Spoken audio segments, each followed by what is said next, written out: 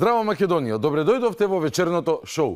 Еве дел од настаните кои ми паднаа во око минатата недела. Започнуваме со студентскиот дом кој имаше мал проблем со електричната енергија. Без струја на свеки во ладни соби и без топла вода. Втор ден на средеиспитна сесија се студентите од студентскиот дом Никола Карев од Охрид. Велат ладно е, храна нема и не може да се учи. Вчера околу 10 часот нема електрична енергија. Мислевме дека е некој локален проблем. После од вработените разбравме дека е проблем со неплатените сметки, валјда. И сега уште не е ништо кажано. Чекаме, вчера беше доста ладно. Не може ни да се учи, исто така и храна немаме. Палевме свеки за да се стоплиме и да се видиме кај сме, пошто ептене темно. Абе темно сега, па и на Миладинов му било темно, па земал песна да напише. Овде е мрачно и мрак ме обвива, ама бар вас тмна магла не ве покрива, убав си е Охрид, бе и да ти е ладно, пубав Охрид да ти е ладно, него на Сибир, на пример. Но без грижи, објаснување за оваа ситуација имаше од директорот на студентскиот дом. Разумен човек, разумно објаснување. Проблемот настана поради неплатени сметки од Евана. Треба да имаш посебна храброст на телевизија да дадеш изјава, онака лабаво дека проблемот е настанат поради неплатени сметки кон Евана од страна на институцијата која ти ја раководиш. Сериозно треба да имаш храброст, но самоуверен е човекот бидејќи има добри информации. Меѓутоа, што јас имам информација, а моите информации се сигурни и можам со точност да ги кажам, дека денес ќе владата на Република Северна Македонија Мораше северна да каже, поради тоа што нема грење во домот. Север да ви изгорит. Ќе донесе одлука за да ни префрли средства да ги измириме сметките за електрична енергија кон Евана. Директорот на домот Жарко Куцински вели дека поради неплатени сметки кон Евана 3 месеци исклучена е струјата, додавајќи дека државниот дом нема доволно финанси ниту за платени за останатите режиски трошоци.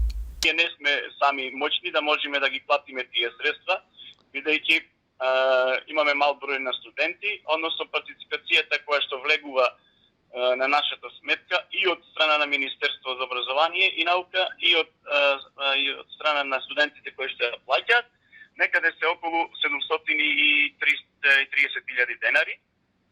И дали од тие средства ние можеме да исплатиме и плата и режиски трошоци, храна, тековно одржување, јас мислам дека тоа е невозможно.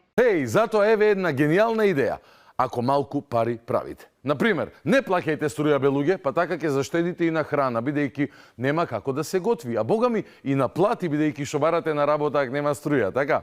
Шегата на страна, бидејќи дојде влада да го спасува студентскиот дом, да се доведиш во ситуација 3 сметки да не платиш, да знаеш што ќе се деси, морам на Охридски му се обратам на Земјаков, и да не успееш да изменаџираш, навремено да алармираш, да молиш, колиш пари да најзанеси национална вест од рубриката Трагично новистинито, што да ти кажам.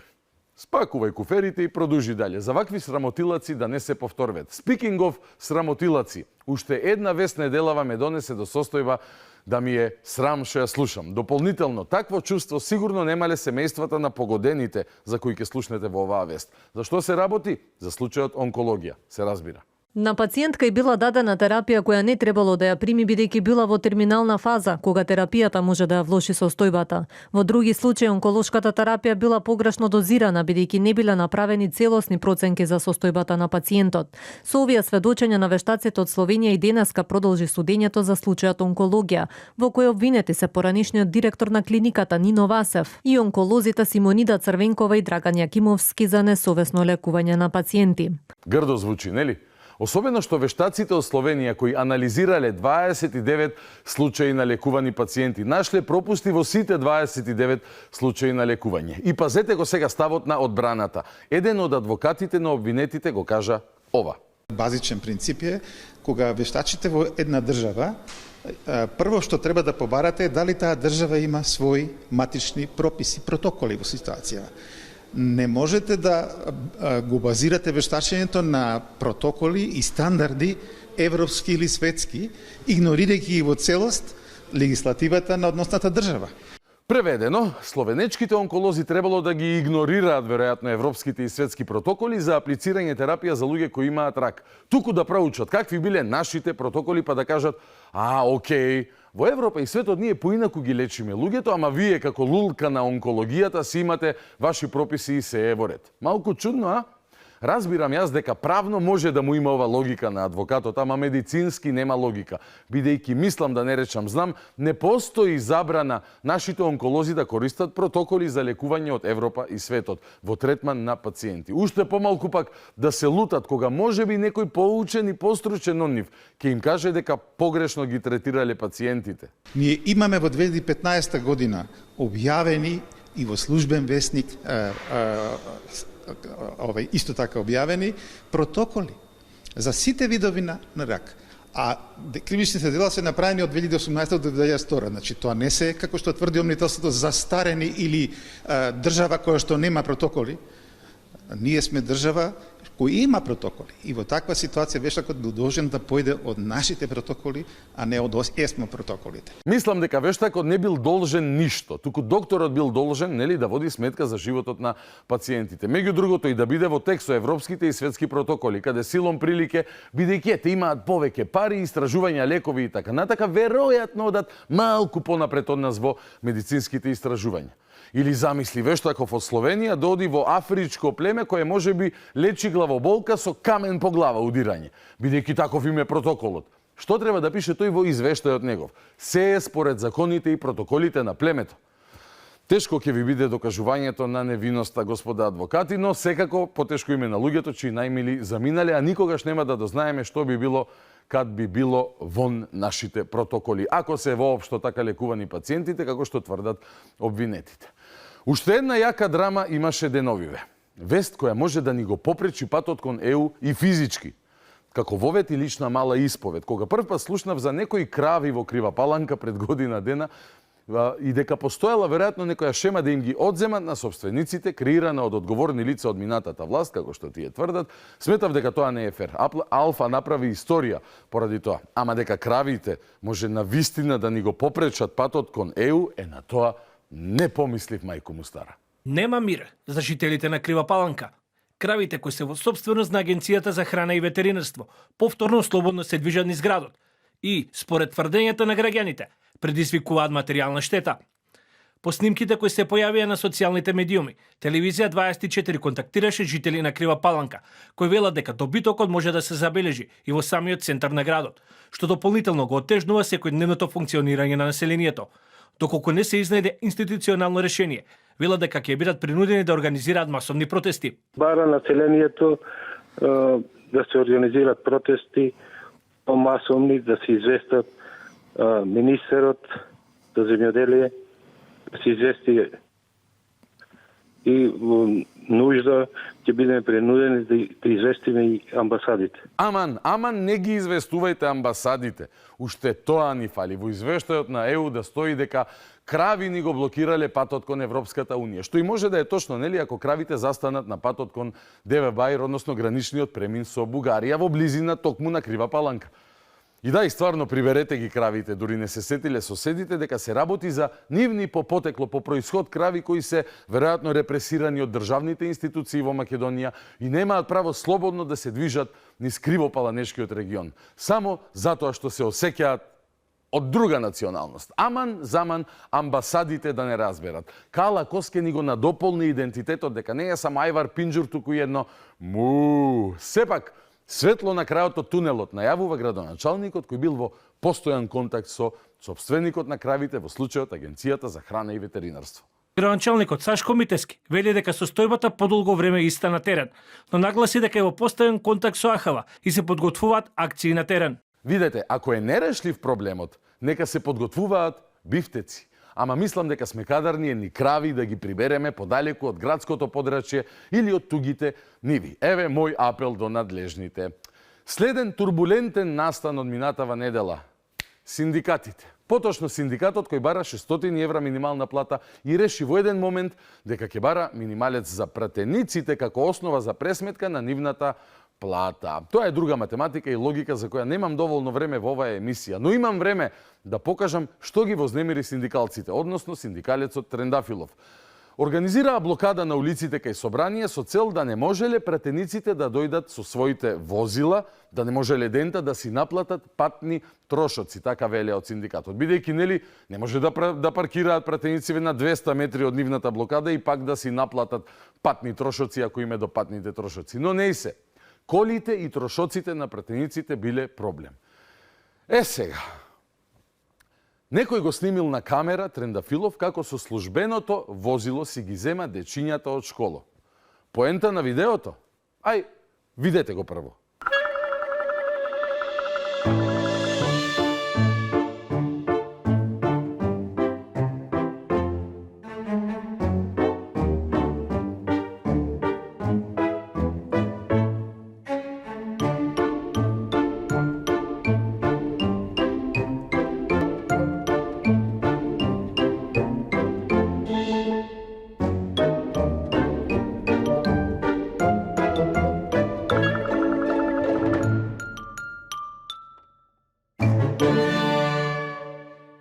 Ете така, ова е видеото објавено од пратеничката од ВМРО Дафина Стојановска, на кое пишува додека синдикалецот Трендафилов бара пратениците да одат пешки, тој се развозува со службената кола. Има поента? Има. Дали се децата заштитени? Се покриено име лицето. Знаеме ли кој го снимал видеото?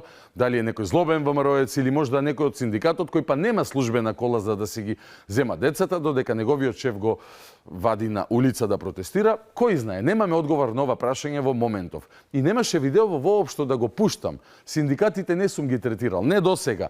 Да не беше оваа пресконференција по повод ова видео кое го видовте, поради која немаше како да не му дадам простор на синдикалецот Трендафилов кој бара владата да донесе одлука за 600 евра минималец која најмногу ќе влијае врз приватниот сектор. Додека пак го знаете ставот на владата, ќе прифатат се што ќе договорат синдикалците со работодавачите. Не и се, да не должам. Одиме на пресод. Во пресрет на утрешната блокада од страна на Сојузот на синдикати на Македонија кон бизнис секторот, а во врска со барањата за минимална плата и повисоки плати на работниците, претседателот на ССМ Слободан Трендафилов побара сите надлежни институции да реагираат на објавата на пратеничката на ВМРО ДПМН Дафина Стојановска. Трендафилов бара кривичен прогон за лицата кои ги следеле неговите деца како и одземање на пратеничкиот имунитет на пратеничката Дафина Стојановска. Вау, дечко, да не се прецени бе малку мајку му стара? Одземање на пратенички имунитет затоа што те објавила Дафина како се возиш со службено возило додека држиш лекции против злоупотреба на службени возила, односно злоупотреба на државни пари за приватни возила во служба на државни службеници, тоест пратеници. И не застана тука.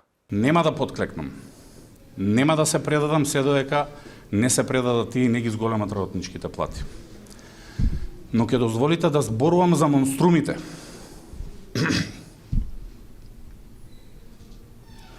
Оние кои не се под детските кревети.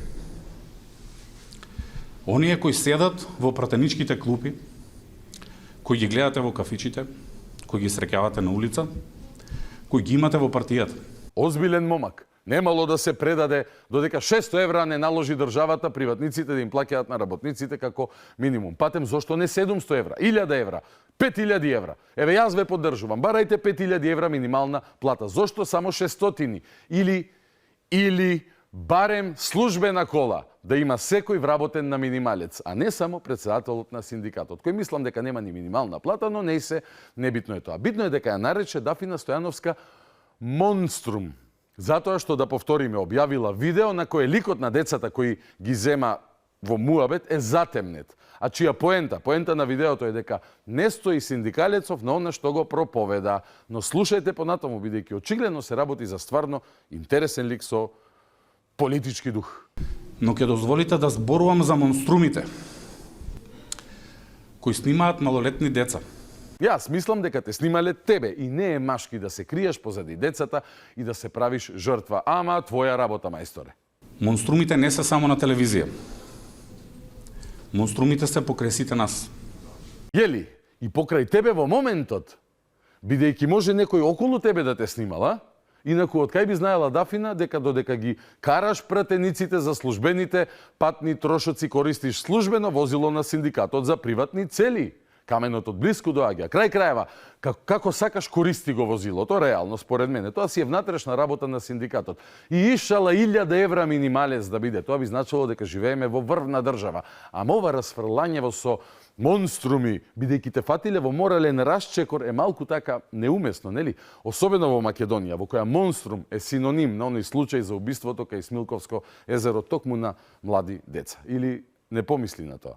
Министерството за внатрешни работи, Министерот за внатрешни работи, обвинителството треба веднаш да превземат мерки против пратеничката Дафина Стојановска.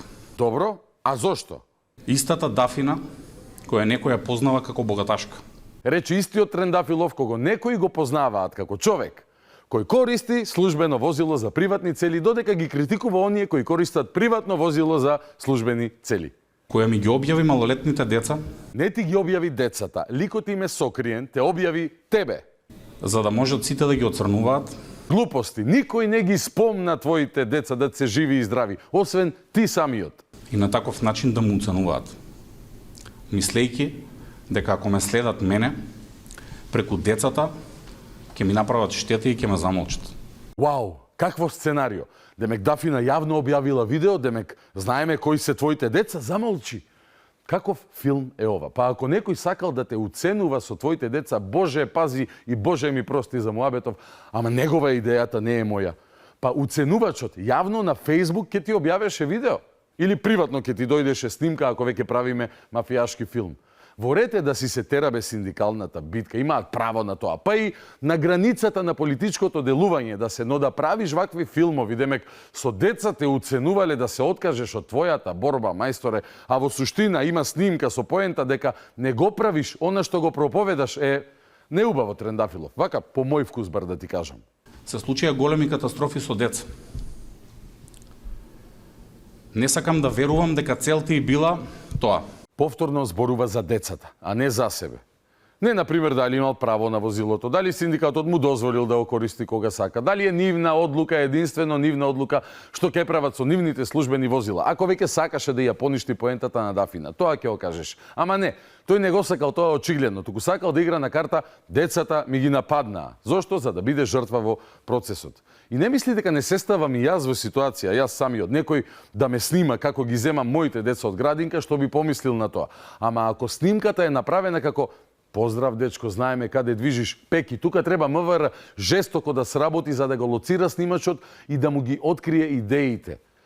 Но ако јас проповедам, например, за оние кои пијат пиво и после некој во кафана ме слими како јас пијам пиво, а покрај мене се моите деца, глупаво ќе е да одржам прес и да се скријам позади децата дека некој ме уценува со нив само затоа што ме фатил дека, како рековме, не го правам она што го проповедам. Појасно ли е сега? Ветер е појасно. Дечкото има политички говор. Следете сега. Но нормален премиер, наместо да дава изјава дека ова е само почеток, со заканите кон моите деца и кон моето семејство, ќе си дадеше оставка или најмалку ќе ја разрешеше Дафина. Нормална влада во нормални држави за ваква работа паѓа. Jesus. Влада паѓала во нормална земја затоа што некој ти ја снимил колата и зашто ја користиш. И затоа премиерот бил веројатно ненормален по твој критериум. Инаку да бил нормален, ќе си дадел оставка, бидејќи некој тебе те снимил во, според некои ставови, контрадикторна положба во однос на твоите синдикални борби. Влада паѓала поради тоа. Jesus. И сега, ако е вака изложен, можам уште прашања да поставам. Например, а влада не паѓа затоа што нема плата 600 евра, туку затоа што ти ја снимија колата. Или политички, ако сакаш веќе политика. Побара ли владата да падне после прифаќањето на францускиот предлог? Не побара. Зошто бе, мајсторе? А зошто сега побара? Затоа што излезе снимка со автомобил на која има сокриен лик на деца позади кој ти застануваш, односно со кој се браниш.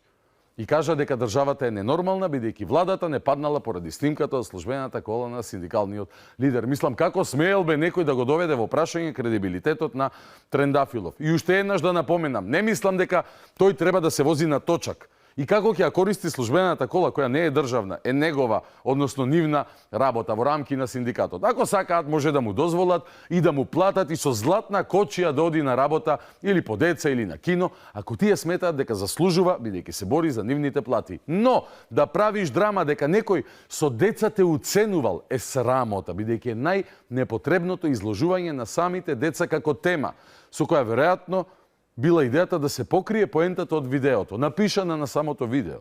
Разбрани ли сме сега? Патем, во однос на барањето, Мицкоски да ја разрешил Дафина, треба да знаеш дека влада не разрешува пратеници избрани од народ, како што не те разрешува ни тебе, избран од луѓето кои ги застапуваш. Ете, толку и на оваа тема од мене. Уствари не, само уште ова. Почитувани, Социјалдемократскиот сојуз на Македонија понуди јасно, конкретно и реално остварливо решение за зголемување на минималната плата на 600 евра. Понуди, да, ама од опозиција. Додека беа на власт, не им текнуваше на јасно, конкретно и реално остварливо решение за зголемување на минималната плата на 600 евра. Тогаш за Тренчевска во еден период како министерка за труд и социјала беше сосема окей, математички исправно, двајца пензионери со минимални пензии од 12.500 денари да врзат цел месец. Ако потрошувачката кошничка е 50.000 денари некаде, според последните пресметки на синдикатот. За 4-члено семејство. За 4-члено семејство. Не, рековте кошничката е 50.000, да. Така? Две пензии 25.000. Така? Добре. Значи, оваа кошничка е пресметена за 4-члено семејство. За 2-члено семејство влегуваат во пресметката. Ако е 2-члено семејство со минимални пензии, видете, и тоа го реков и денес во разговорите со пензионерите. Не може најниската пензија да ја задначуваме со минималната плата. Затоа што еден работник кој што работи 8 часа дневно има многу повеќе потреба и за храна и други потреби кога оди човек на работа и пензионер кој што седи дома. Онака, колку да не заборавиме што лажните пророци пророчуваат денес, додека сме на таа тема за лажните пророци, нели? Своевремено Женева тврдеше дека се окей по 200 евра, бидејќи потрошувачката на 4-члено семејство била 50.000 денари, а тие ко двочлено биле тамам за 25.000. И бидејќи се двочлено семејство, а не 4-члено, според потрошувачката кошничка, пресметаната сума е 50.000, за двочлено 25.000, што значи 12 сати на ден ке си го пуштат фрижидерот, а не 24, за да се вклопат во математиката на Тренчевска. Според која исто така и пензионерите имале помала потреба и од храна, бидејќи не работеле. А денеска излезе на прес и ќе ви каже дека имале тие решение како 600 евра да е минималец. Срцки. Но време е за интелектуалните величини на Бихачка, односно Љубомир Данаилов Фрчковски, кој повторно се истакна неделава со својата последна колумна објавена на Либертас МК со наслов Вечното минато и ВМРО ДПМН, во која пишува дека, како што правеле обиди за пребришување и ново толкување на историјата, негирачите на Холокаустот, американските бели расисти, србите за Сребреница, русите за Украина, Израел за Палестина. Тоа кај нас пребришување и ревизија на историјата се обидувало да го прави, замислете, ВМРО ДПМН. Храбра изјава од Фрле, за кого Заев, според кого фашистите беа администратори, е важен историски лик.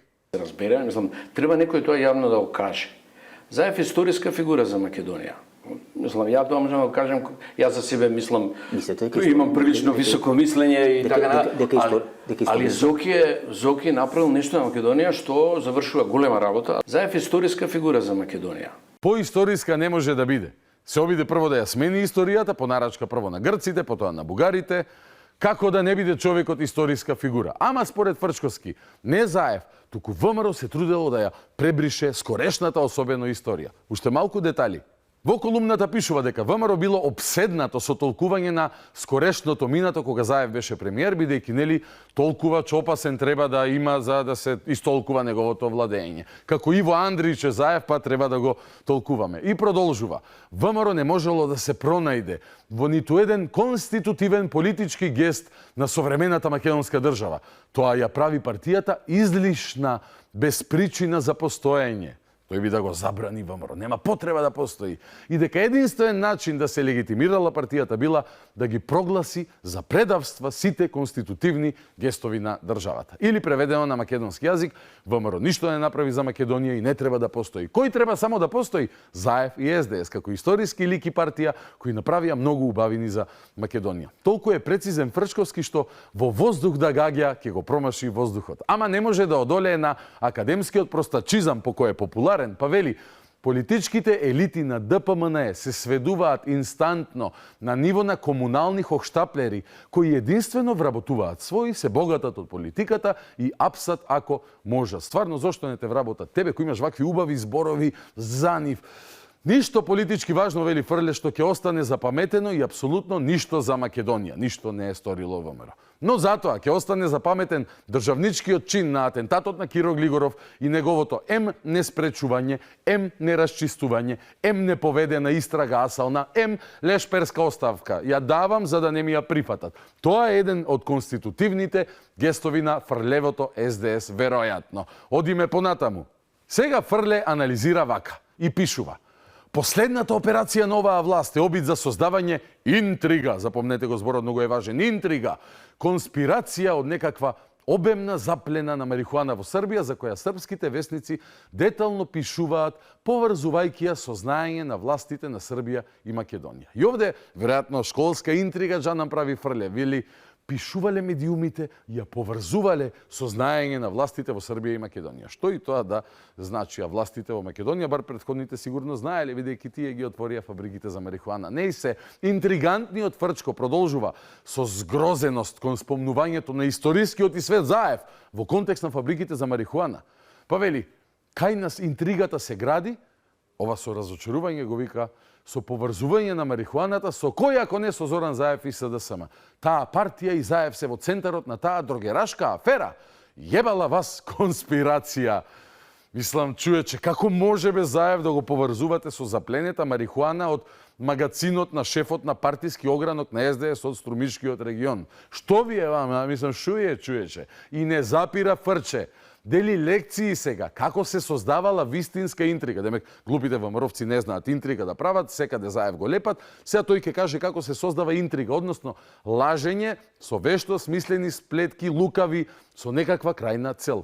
Споделува дел, веројатно, од своето знаење, како да подметнуваш и клеветиш преку интрига, односно измама, и да привлечеш внимание. Па внимавајте, говори професорот по интрига, кој пишува. За создавање сериозна интрига или конспирација едноставно нема услови кај ВМРО. Имено за да се создаде политичка интрига, потребно е да се има држава, администрација и декаденција. Потребна е хтонска длабочина и дионизиска природа на мрак, влажност и распаѓање, наспроти аполониските институции на власта кои се позитивитетот. Односно, треба да си длабок во мислата, удрен во главата, ама убаво удрен во главата, за да ти текнуваат такви тешки глупости какви што штанцаат од тоа Центарот за комуникации, нивниот типот Орбан и Алфа против Доналд Трамп, или Вучич го контролира Мицкоски за да се врати Груевски. Доказ за тоа е што тимот на Жан Митрев во мал фудбал беше на турнир во Унгарија. Стварно, чуече, каква интрига, дебил не би смислил подобра. И продолжуваме со лекциите за тоа како се прави интригата според професоров, односно измамата со лукавство, каква што ја можат само великите умови кои поседуваат природа на мрак, влажност и распаѓање. За интрига, според великиот Фрчковски, било потребно софистицирано чувство за абсурд, интелигенција, знаење на бели арти, чуече се надмашуваш. Можда треба и знаење за купување на Рейбан на очари и уметнички слики. И возвишено образовани да бидат за метафизика, психологија на групи и манипулации со волјата. Како што предпоставувам, е тој горд манипулатор, вешт со волјата на народот. Изгуби избори од Ѓорге Иванов, последно да не заборавиме, а тој е вешт интригант и манипулатор, за разлика од овие ВМРО чишчава. Чекај да видиме што пишува следно. За интрига било потребно знаење од сексуалната патологија и владење со опусот на Маркиз де Сад, Оскар Уайлд и Емили Дикинсон. Сега ми е шубе и да предпоставам дека си пишува за себе. Сексуална патологија? Па што треба да знаеш за интрига, за да лажеш и манипулираш народни маси, колумнисту фрле, да имаш еректилна дисфункција, да си садист и да сакаш да маваш со камшик во кревет, или да си садомазохист па да сакаш, што би рекол Заев, камшикар еден да те шљака од позади, од ЕУ поможност. Маркиз де Сад вели треба да го владееш, или Уайлд. Може би мисли професорот Фрле дека за да може да направиш права интрига, не како овие ВМРО-вски глупи, туку права интрига, лукава измама, е нужно да пробаш дали одеднаш се станува.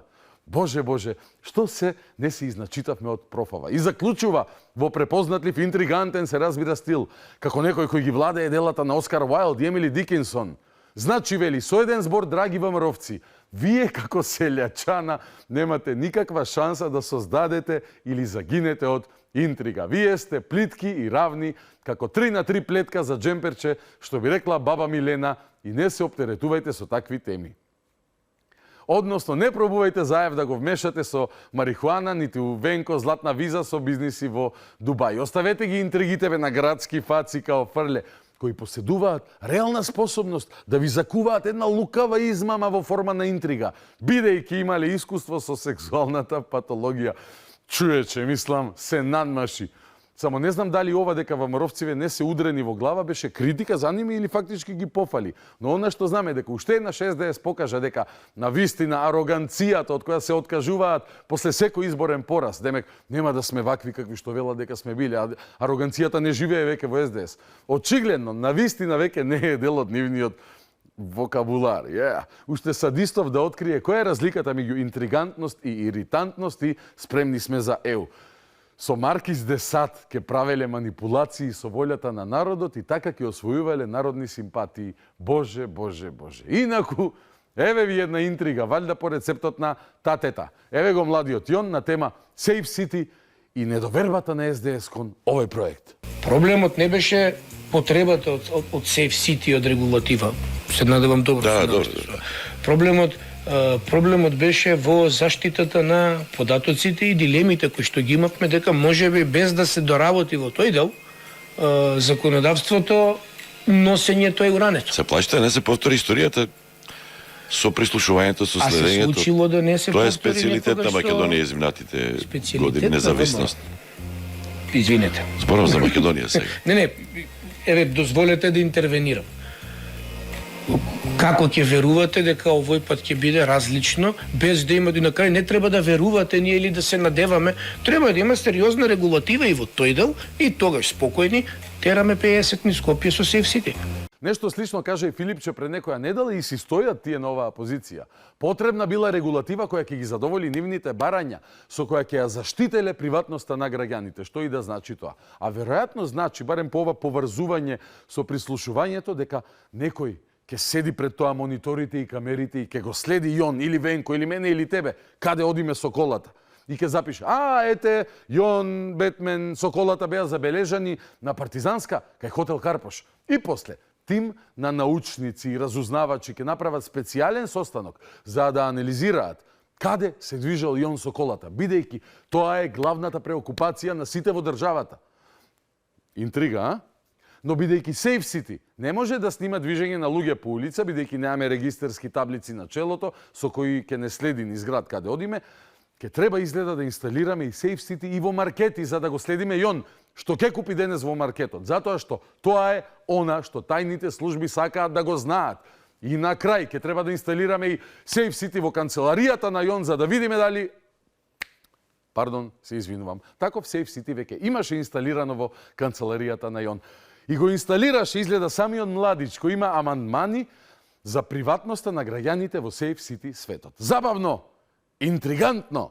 Можете тоа порано вие да го направите, затоа што направени се реформи во полицијата, веројатно, не знам сега веќе ако После толку време, после толку скандали, афери, се уште не им веруваме на полицијата, тоаш не знам што да Не се правиме со оваа работи за држава. неверување на полицијата, напротив, на полицијата и веруваме и сме благодарни за нивното функционирање и постоење. Не веруваме на оние што ги водат институциите, а не се полицајците. Така да не бидеме вулгарни према нив. Тебе кој ќе седи во Сейф Сити центарот и ќе гледа дали Јон во маркет купил корнишони и од која марка? Панче Тошковски лично. Бидејќи нели не му верувате, а на полицијата и верувате. И после од кога ќе дознае Панче, ќе излезе на прес и ќе соопшти резултати од оперативната акција Кисела интрига, во која на јавноста ќе соопшти дека лицето ЈФ денес купило тегла корнишони. Ова Панче ќе го направи бидејќи е вомровска, неваспитана и неинтригантна особа и ќе те уапсат бе Јон поради тоа. Во право си. Јас да сум на ваше место би повикал на бойкот на Сейф Сити или со секири по тоа камерите. Вау, едно востание убаво би организирал. Како оние браќана од прошла недела на кои им одземале привремено коли затоа што им било прекршено правото да возат без возачка. Мислам, како може тоа? Абе има опозицијата фронт за делување, само треба да се креативни. Патем, вели, им веруваме на полицајците, но не на оние кои раководат со институциите. Ова го рече човек кој како дел од една институција, како што добро знаеме, барем еден ден од својот живот работел во една така атмосфера, една состојба во која што, ако го споредиме со возење кола, сигурно ја возел колата со 100 на саат. Вистинска опозиција, ако сте вистинска опозиција на локалните, како се случи во Скопје? Да не бидете втори, да бидете пети, во други места исто така Дали не сте бевте втори. вистинска опозиција, мислам дека не го дефинира секогаш резултатот. Така да... Мислам дека само резултатот дефинира дали некој е опозиција или не. Бидејќи резултатот е одлика на довербата на народот. Инаку, ако не е резултатот детерминанта, и Титови леви сили може да кажат дека тие се вистинската опозиција. Не и се, ајде да видиме како вистинската опозиција реагира на прашање од пратеник од власта, конкретно пратеникот Душко Иванов од Штип, кој го праша Јон како младите би гледале на политиката, имајќи го предвид примерот на Јон Фрчковски. Дали вие сметате дека со вашиот избор на член на извршниот одбор од Социјалдемократскиот сојуз и се враќам навеста на младите на иднината на оваа држава по политиката, некако скандал беше објавен по сите медиуми, со некакви ваши действија на вашето работно место, дали е тоа импутот и начинот да се додаде некаква вредност која што треба да ја следат младите? Прво да одговорам околу на прво нострамежливо прашање уфиноќе, дали сте пример за младите генерации, не било лично. По-лично прашање нема, така да кога се јавувате и поставувате нешто што е тешка тема за некого лично, останете и доблесен на тоа, не викајте не е лична, по-лична не може да биде, ама во ред не ни очекував дека тој од ВМРО што ќе се јави, друго ќе ме праша. Зошто бе Јон не очекуваш некој од ВМРО да те праша нешто друго? Па што да те праша уствари поврзано со тебе? Дали си задоволен од резултатот на локалните избори? Задоволен од сработеното? Те праша Дулио Штип дали ти би бил рол модел на младите со слика на која има бела прашкаста материја, да не речам кокаин, како што на времето еден екс-министер за внатрешни велеа дека губел од магазините на запленети стоки во МВР. Што му ја мислиш? Си одговорил ти и порано на ова прашање? Така да, од милион теми, од 2 години власт што тера држава во амбис, Јон да го прашаме што Јон каже што мисли, и еве повик за младите генерации дека грешките на Јон можат да ви донесат само зијан од аспект на од околу таа тема, штета за која што не само моментот е да сте направиле глупост, него ќе се носите вака да ви се јавуваат по емисии, да ви викаат имаме, но не лично прашање општествено, космичко, ама вие што мислите? Ќе се јавуваат де, ама добро е што повика младите да не се најдат во таква ситуација. При што мислам да не роварат со носот, а не да роварат, само да пазат некој да не ги сними, нели? Инаку знаете дека Јон рече дека само еднаш во животот повлекол бело и баш тогаш го сликале, што го прави најголемиот баксус во историјата. Ама овде има потенцијално двосмислена порака. Вели, не правете така за да не ви се случи она што ми се случи мене. Што му се случи нему. Стана член на извршниот одбор на СДСМ. Или он не сака младите да стануваат членови на извршен на СДС, или младите може да ја сватат пораката дека ако ги слика некој напудрени во носот, дека имаат поголеми шанси да бидат дел од извршниот одбор. Мислам, чуеше, дај да ги расчистиме работиве. Тоа се кажува гласно, јасно, вака. Дрога, не благодарам, не се исплати, оставите ме мене. Гледајте го Павле, тој за полче заврши кариера, даде оставка и му ја прифатија. Јер шуто и рогото беше тој, нели? Јон исто така даде оставка, ама не му ја прифатија, ко на татко му на времето, бидејќи тие се плава крв. Идемо дале, чуече. Но не си. Сега видите, еден друг парадокс. Еве, загрижени се поради тоа јас како на младите што треба да го поддржат СДСМ ќе влие, или младите општо ќе влијам. А Симе како влијае? Кој е Симе? Па најако. Симе како влијае, вели. И јас си викам, кој Симе бе? И после мене онма Јон прашува исто. Кој е Симе? Стварно, кој е Симе? Дали ова уште една садомазо интрига? Ќе кажат сликиве со цело ВМРО кој е Симе што пука со калашников во воздух и е фатен во шверц на... За 5 тони. Не 5 тони, имаше изолиран случај, апсен е во Тетовско регион. Морализирате у време кога партиски, веројатно, сега не знам да не сгрешам член, меѓутоа со знаме на ВМРО пука во воздух и е уапсен за недозволена трговија и шверц. Видиш кој бил Симе. Некој лик кој пукал во воздух и бил уапсен. Значи да заклучиме. Јон и неговиот гаф со кокаинот го споредува со некој Симе кој го откопале по социјални мрежи дека се сликал со премиерот и во некоја друга прилика се снимал кај што пука во воздух. При тоа бил и уапсен. Не знам дали тогаш кога пукал или понатаму во животот. Не се сумирано. На прашањето кој е Симе, Јон може да одговориме дека Симе не е член на извршниот комитет на ВМРО ДПМН и дека Симе бил уапсен.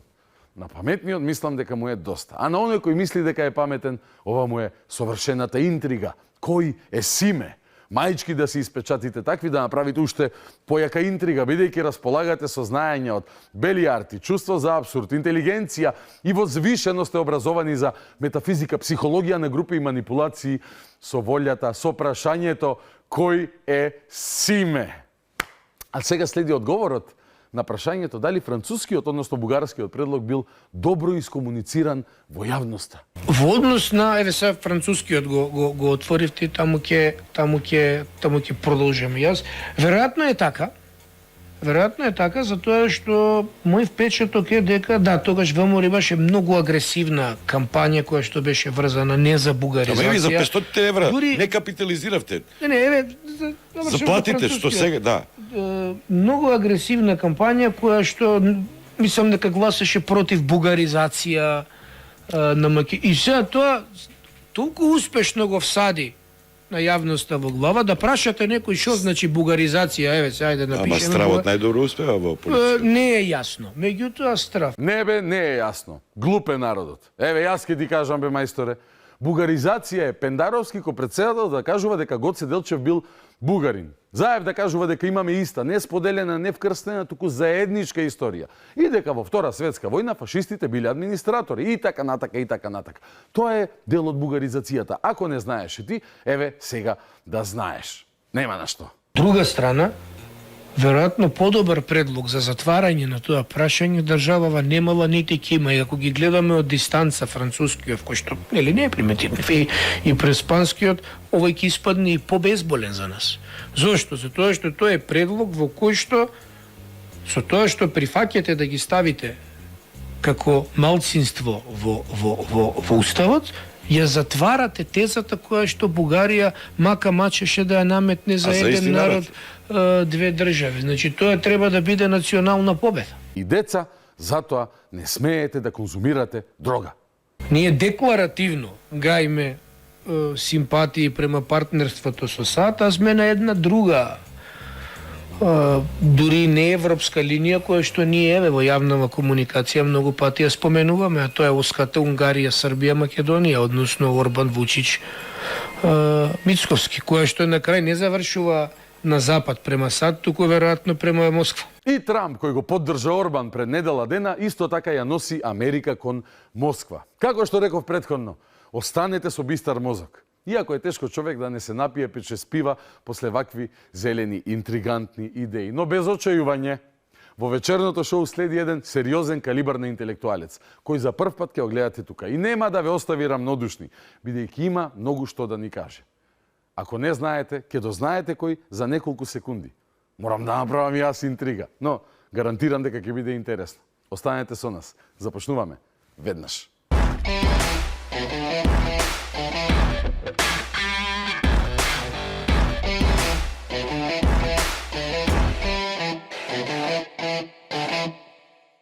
Вечерното шоу продолжува со разговорот во студио. Ви најавив дека ќе имаме ексклузивен гостин, човек што за прв пат доаѓа во вечерното шоу. На мое големо задоволство вечерва со нас е господинот Љубомир Гајдов. Ќе ве потпишеме како надворешен политички коментатор, иако сте човек со богато портфолио на вештини, способности, што стекнати, нели, школски, што искуствено, и мислам дека вечерот ќе имаме интересен разговор на многу теми. Добро вечер и добре дојдовте. Благодарам на поканата. Правам голем исклучок, бидејќи не одам во снимана емисија. Ама вашава емисија, поред емисијата Вистина, само вистина, е култна емисија и ќе го проголтам гуштарот. Ви благодарам. Имаме и водичка, ако, нели, за полесно да ќе се замијам со неја после, ако останам жив. Токму така, нели, ја снимаме едно 10 часа, 9,5 часа пред да биде емитувана, но веројатно нема да пропуштиме ништо од важните работи, бидејќи една од поважните теми за кои што сакам да разговарам, ова може да им звучи чудно на луѓето кои што се навикнати да живеат во малце во динамиката која што ја наметнува новото време. Еден мој покоен професор по македонски јазик, Драги Протугер, викаше, такви сме, викат, споро памтиме, брзо забораваме, но вие не го заборавате атентатот на председателот Киро Глигоров, 3 октомври 1995 година, и пред неколку дена на Филозофскиот факултет во Скопје, во ваша организација, имаше конференција посветена на 30 годишнината од атентатот кој што е нерасветлен. И ова е некаква вечна тема, американците имаат како вечна тема атентатот на Кенеди, кој што беше во 63-та, значи 32 години пред атентатот на Глигоров. Меѓутоа, она што јас бев присутен на конференцијата, ви благодарам за поканата, имаше таму значајни обраќања од доста луѓе, иако се сметам себе си за информиран човек, сепак слушнав работи за настанот пред 30 години, кој што прв пат ги слушам и ме шокира и ми отвори уште многу прашања. Само ќе го спомнам излагањето на господинот Доревски, кој што објасни како, откако веќе ја напуштил службата, имал повеќе време да ги анализира тие 450 пораки, писма, јавувања од граѓани кои што се јавија на оној повик на власта тогаш за награда од 1 милион марки за информации кои што ќе доведат до атентаторите. Човекот кажа дека склопувајќи разни сведоштва од тие 450 писма, дошол до, одам директно на поентата, нели, до келнерот кој што ги служел атентаторите. А потоа и до масер кој што им правел масажа во некоја куќа на Водно.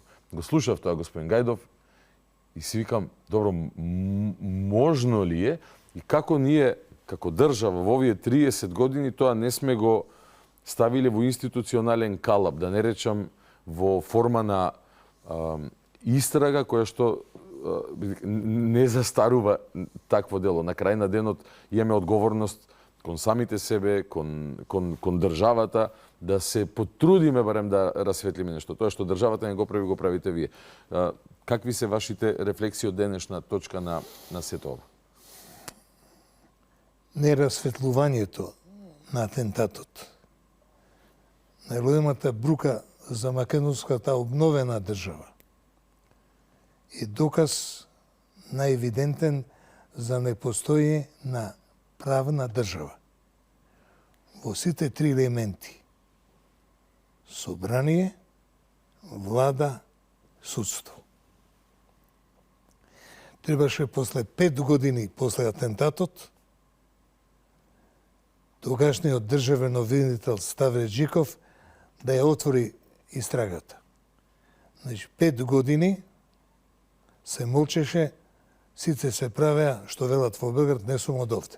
Имало само полициски белешки некакви, односно полициска истрага што на господин Джиков, бидејќи вие направивте интервју со него и не го презентиравте таму, кажа кога стапив на сила и републички обвинител и го отворив предметот, видов дека полицијата нешто бележела, запишувала, правила, меѓутоа тоа беше далеку под нивото на истрага. Не бил сослушан Киро Глигоров, човекот кој што е нели најголемата жртва на покрај шоферот негов кој што загина, меѓутоа метата, челото на државата, не бил сослушан во истрага. Ни Глигоров, а ни било кој друг од државниот врв. И тоа го направил господин Джиков.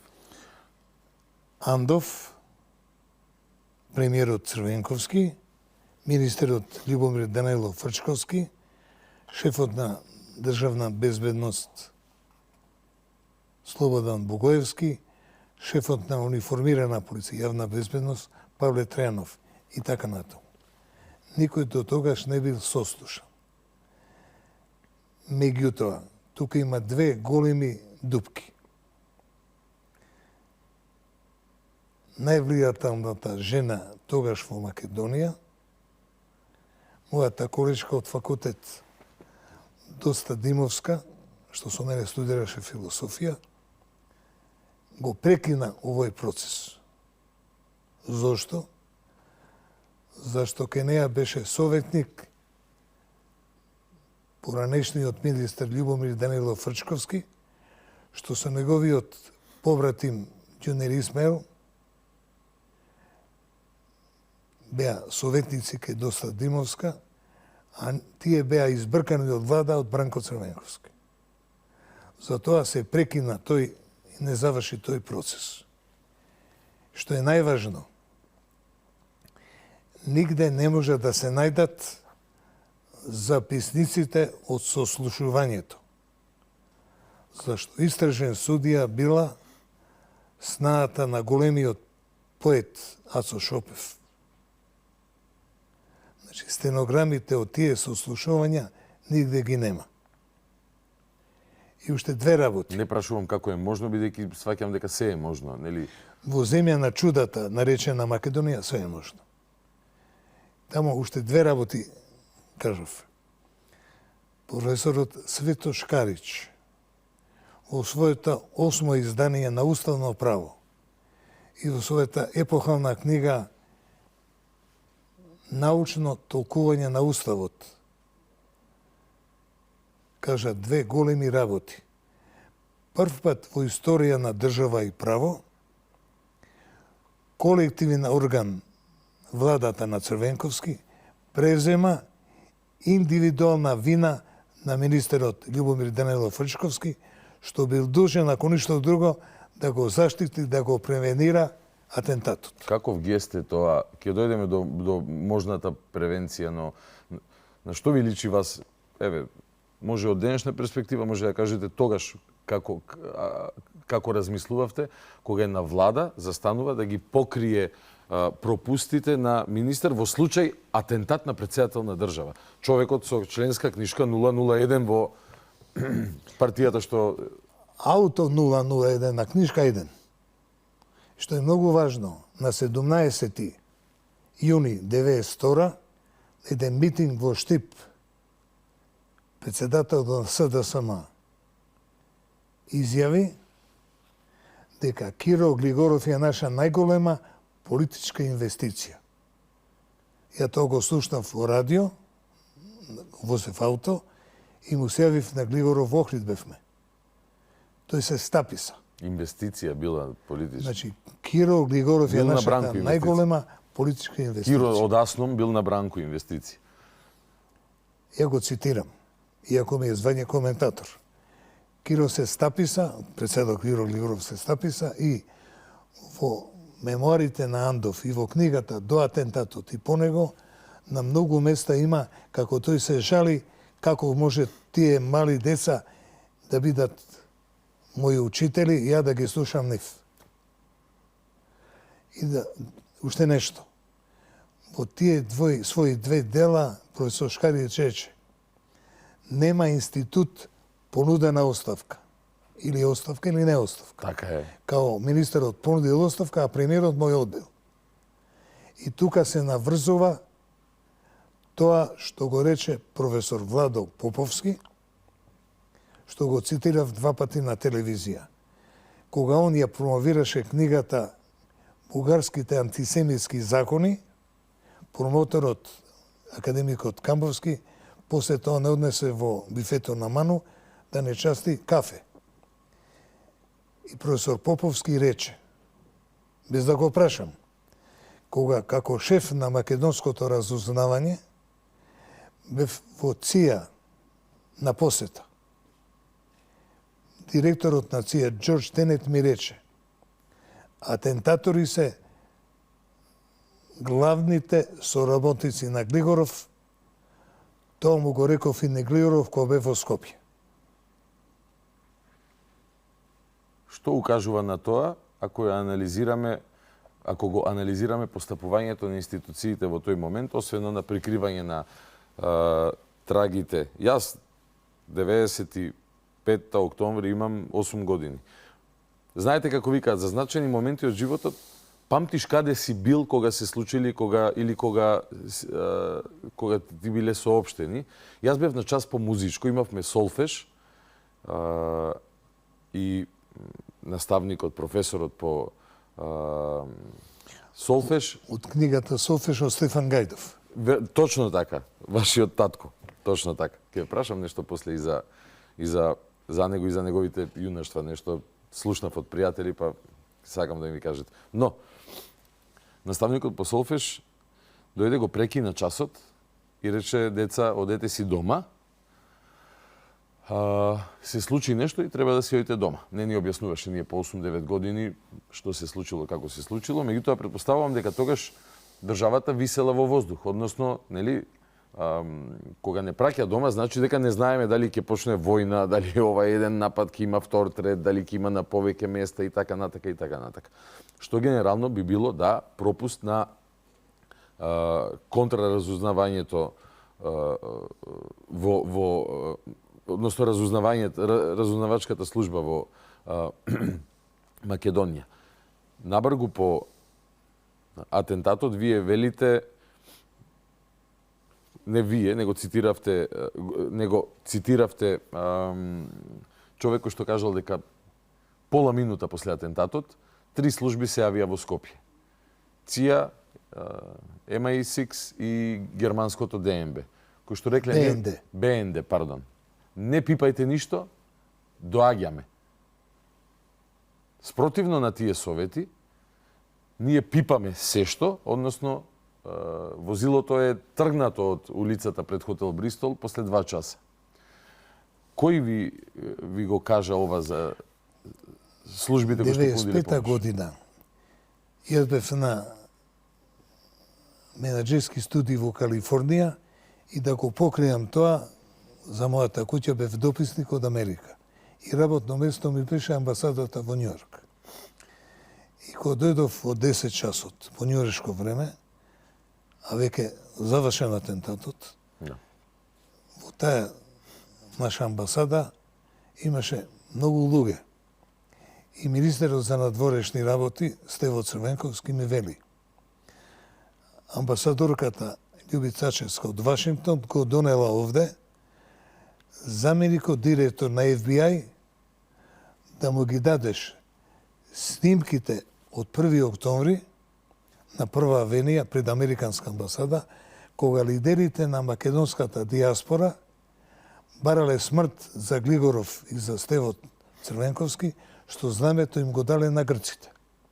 Предпоставува да не е, може би мотивот таму некаде. Добро. Не. Овие кога тргнале од Вашингтон за Њујорк, не знаеле дека има атентат. Значи, он доаѓа со мисија да му ги дам снимките. Разбирам. Зашто FBI е американска контраразузнавачка служба, а ЦИА работи на разузнавање по свет, преку амбасади.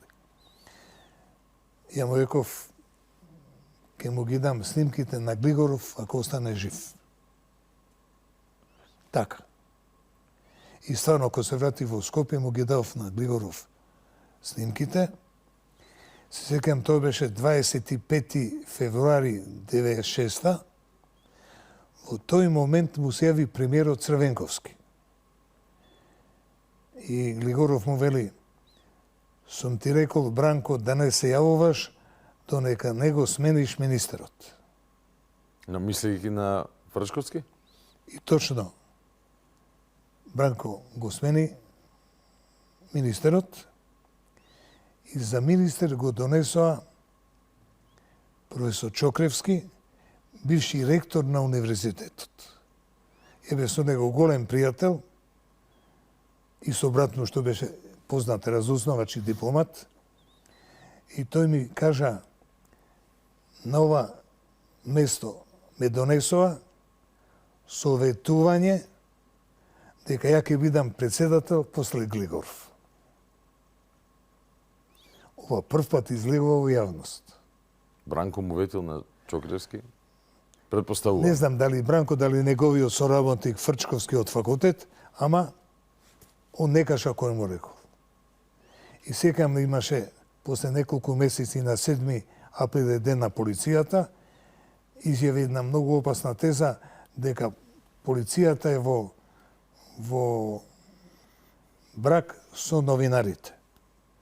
И рипна новините да го направиа парам парче. Не знаеше каму е главата. А инаку, тој не е наивен. Тој има работена во аналитика на државна безбедност. Значи, професор Томислав Чокревски, Милан Нетов и компанија беа полицајци порано од државна безбедност. И да завршиме приказнава. И тој не успеа да ја помрне истрагата. Не сака. Затоа што шефот на интелигент сервис МИ6 базиран во Софија. Британското разузнавање. Во Софија им беше регионалниот центар за Балканот. Дошол во Скопје, им рекол на нашиве, кажете му на Глигоров, ке има атентат. Пред атентатот, шефот на британското разузнавање. 3 дена пред атентатот. И да бидам циник, многу пати слушав обид за атентат. Тој е будалаштина. Атентат значи обид за убиство. Точно. Атентаре. Точно. Тоа сакам да ја демистифицирам. Обид за убиство, да, апсолутно. Тавтологија.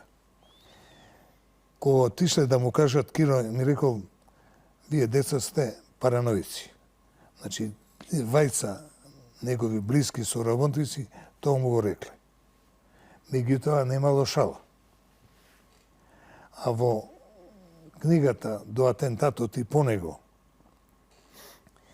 има една работа што мене ме изненади многу.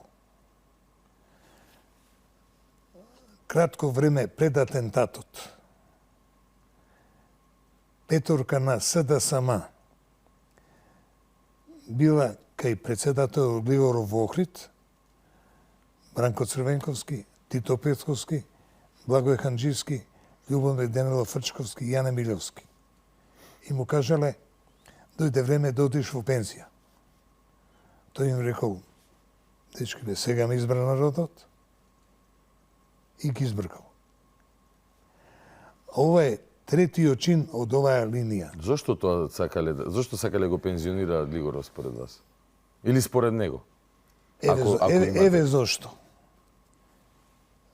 10 дена пред тоа, во мега интервју за Пулс, Киро направи жестока критика на СДСМ. Жестока критика. Ве донесов на власт, ништо не направивте.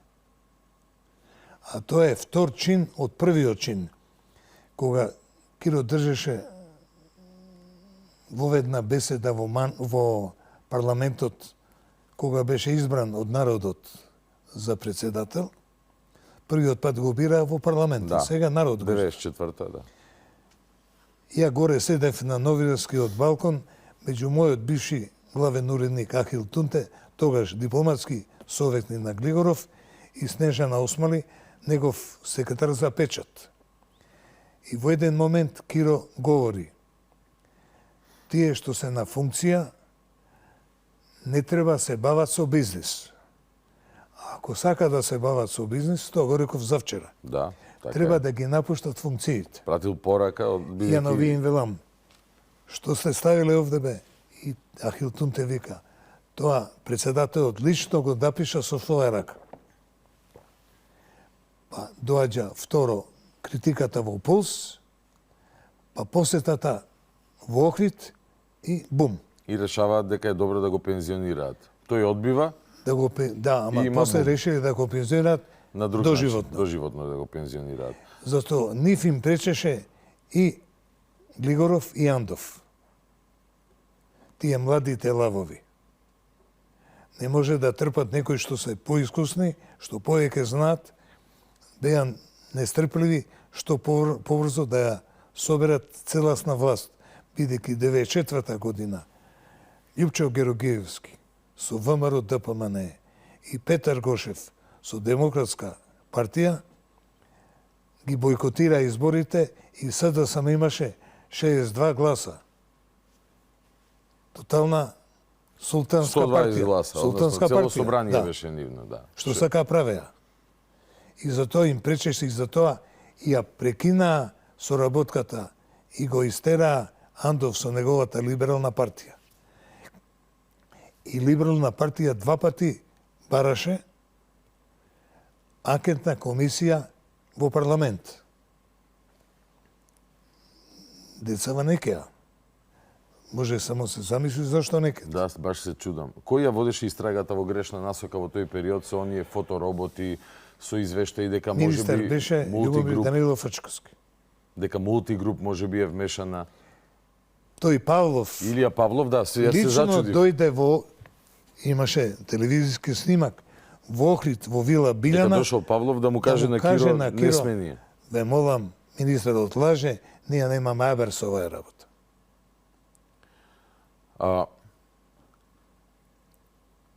Кој според вас е извршителот, екзекуторот? Бидејќи мислам дека е неспорно дека се работи за криминалното милје од Белград и Нови Сад, како што можев да пофатам вака. Нашето основно оружје во философијата е прашањето зошто.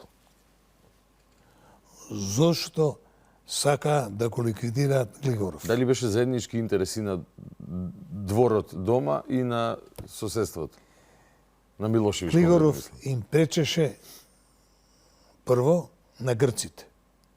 Некаше да го смени името, а тие, грците, 1987 година, кога Горбачов почна да го тресе социјализмот, така наречен, видоа ке се растори Советскиот сојуз, ке се растори Југославија. И се по Македончија. И Македонија ке им стане независна држава, што направија? Ги смени имињата на аеродромот. Не, три покрајни во Грција ги нарекува Македонија. Така е. А до тогаш, Грција, да. Киро Ценевски во филмот Црно семе, кој каже Македонија или македонец, Килорицинус и на остров. Во Југославија имаше еден голи оток, во Грција имаше 1000. Значи, одеднаш тие стана собственици на Македонија.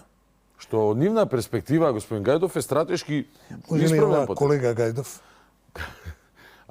Без лажна скромност, јас имам уште километри за одење пред да се нарекуваме. Кога почекам да ме стигнете. Ајде да тргнам неколку круга да завртам околу. Се сеќавам и на, додека сме кај грците, се сеќавам на сведоштвата на Киро дека Фрчко му носел некакви поздрави, абери од Грција, некакви амфори, некакви куферчиња, односно Куфер со $1,000,000 кеш и најголем подарок златен часовник и му рекол, еве, ја имам таков. Тоа го пишува во неговата автобиографска книга Македонија се што имаме. И тоа министерот не го демантираше. А после вика Киро се откачил на вака така, кога Киро не беше жив. тука може еден пресек да направиме на тема Фршковски, бидејќи тој деновиве е актуелен под собствена волја, нели? Тоа е апсолутно негово право да си ги искажува своите ставови на истиот начин на кој што цел живот тоа го прави, веројатно така сакајќи некаков на ивица на скандал со својата реторика, да биде повидлив за јавноста или пак да се чувствува подобро во собствената кожа. Но нели е малку чудно? Еве тој денес се расправа со, да не го цитирам во ведниот коментар, тоа го правам, со ВМРО-вциве кои не знаеле да направат интрига. За да направиш интрига требало да го знаеш делото на Маркиз де Сад, на Оскар Вајлд, не знам, Емили Бронте, и сега му пречат небањатите глупави ВМРО-вци кои што спијат на таван, но тогаш и со Глигоров имал неразбирање на истата тема малтене. Денес, нели, пречи браната околу националните интереси за дигање на бугарското вето и преговори со Брисел. Тогаш му пречал ставот, предпоставувам, му пречал на Глигоров, бидејќи бил посредник според зборовите на Глигоров. Ставот на Киро Глигоров, човекот со, нели, број 1 членска книжка во партијата за која што Фрчко тврди дека никогаш не бил член, да му веруваме, ако тоа нешто значи, нели, бил министер во таа влада. И Киро ли бил небањат ВМРО-вец тогаш за Фрчковски? Пак нашето основно оружје зашто се појави Љубомир Денелов Фрчковски. До тогаш апсолутно анонимен асистент по меѓународно јавно право кај Васил Тупурковски. Него му е роднина Ксенте Богоев. И тој му го натури на Глигоров, зашто Киро Глигоров е правник, адвокат. А он се представуваше као голем експерт за економија, дури беше Титов министер за финанси. И Киро имаше смртен страв од Ксенте Богоев и од професор Узунов, академиците, кои беа асови економски мислители. И Глигоров му го наметна на Клјусев као министер без портфел да му помага во уставот. Значи, асистент по меѓународно право ке пише устав, Бог да чува и да брани. И да скратам приказнава. Тој со Владо Поповски беше од таа четворка, што као му помагале на Киро во уставот. И во еден радио дуел, кај мене во Македонско радио, академикот Евгений Димитров и неговиот наследник, професорот Свето Шкарич, асови југословенски за уставно право, беа понижени и степани од оваа двојкава. Владо Поповски, професор по историја на држава и право, а овој дечко асистент по меѓународно право, кои се правеа поголеми стручњаци. За после 10 години они да го пеглаат така наречениот Охридски устав и да кажат дека овој устав пред 10 година бил со вградена грешка. Кога сме го правиле ние двајцата, а не они двајцата. Да. Пред на филозофска конференција реков за неморал на македонските интелектуалци, тоа го дав како пример. Се изнедри една идеја во тоа интервју ваше со господин Ставре Джиков, да ова не застане тука и да има наредна конференција за 5, 10, 15 години, туку ја повикавте председателката Ставре Джиков. Ставре, тоа го стори, господин Ставре. Неговата колежка од факултет. Гордана Силјановска-Давкова, да направи нешто на оваа тема, бидејќи се работи за меѓународна научна конференција, зашто на експерт има влијание и углед и гледам по цел свет патува со најголема почит ја примаат на разговор и на преговори. Бидејќи малку фајде ке ако еве, сега ние може да ги кажеме и имињата, нели само хипотезира, а може би некој и седел со нив од луѓето кои што беа присутни таму по службена должност, сакам да кажам, истражувајќи. Но и да ги кажеме имињата, ништо нема да се случи утре. Нема да обвинителството да рече, еј, чекај сега ќе направиме нешто. Ако нема сериозна акција. И при тоа сигурно ќе има и анализи. Дали е тоа политички опортуно, дали е... Имам амандман. Сакам да го чујам. Мислам веднаш. дека професорката Сијановска има начин да ги извади стенограмите од истражувањето што го правише државниот обвинител Ставре Джиков. Таму имате информација дека се кријат важни... Четворката главна била сослушана. Глигоров, Андов, Црвенковски, Фрчковски. Добро, се надевам, апелирам и јас до председателката, да не ја остава ова работа на моралот, на образот на Љубомир Гајдов и неговите познаници, пријатели, соработници, бидејќи вие не сте прататко на државата или немате по никој опис и попис на вашето дејание таква должност. Сепак го правите тоа. И ете, се приклучувам кон тој апел до председателката да излезе во пресрет и да направи таква конференција или каков и да е форматот и овие работи да продолжат да се дискутираат, бидејќи срамота е да го оставиме тоа на страна. Имам амандман. Веднаш да го Ако кажете. дамата не најде сила или ја стегнат, тој што ќе дое по неја ќе го направи тоа. Сигурен сум Мојот дека... учител по математичка логика, Јонче Јосифовски, велеше: не се крие минаре во торба. Минарето е атентатот. Сигурен сум дека има апсолутно и сила и А торбата е достоинство. инфантилната и импотентна македонска држава во сите три гранки. Со вградена грешка. Каде е вградена грешката? Ние сме наследници на ленинизмот, на болшевизмот. А болшевизмот се знаеше, шефот е култна личноста, непогрешлив. Второ, партијата колективна памет исто непогрешлива.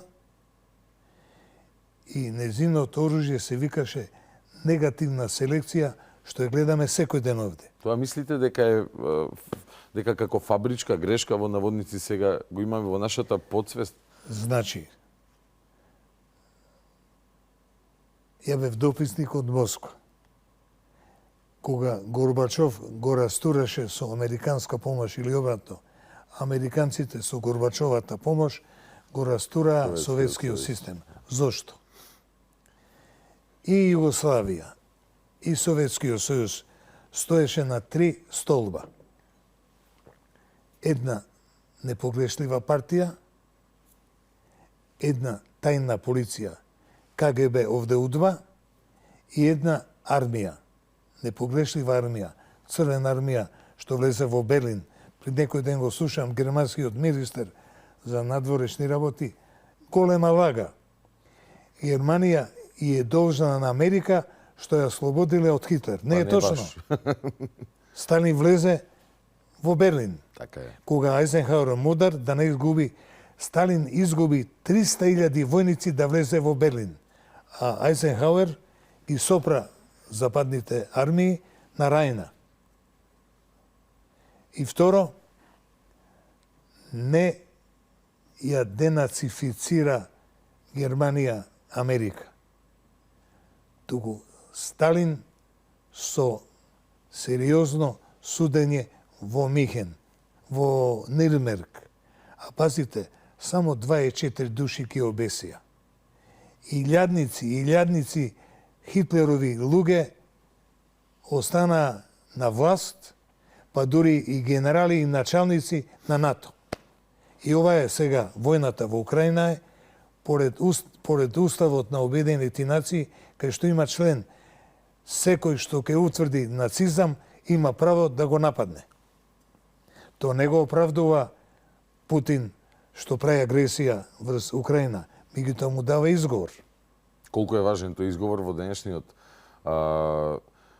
меѓународен поредок, бидејќи покрај искуството што сте го имали од Москва кога паѓал советскиот Империум. систем, да, вие имате огромно искуство и од другата хемисфера, односно Америка, од каде што известувате децении или се во прашање, така. Колку е важен тој изговор сега ако зборуваме, бидејќи коренот на сите проблеми е во поимањето на правото и на меѓународно ниво и кај нас дома во Македонија, нели? Ние се залажуваме, односно сакаме да веруваме, бидејќи природно е човек да верува во ред и поредок. Ми подаривте една книга, се вика 80 години од Холокаустот на македонските евреи, ми најавивте и настан во март, нели? Кој што ќе се случува. Ја зедов книгата само за да демонстрирам нешто. Правиот агол. Човечкото око го препознава, затоа се вика и прав агол.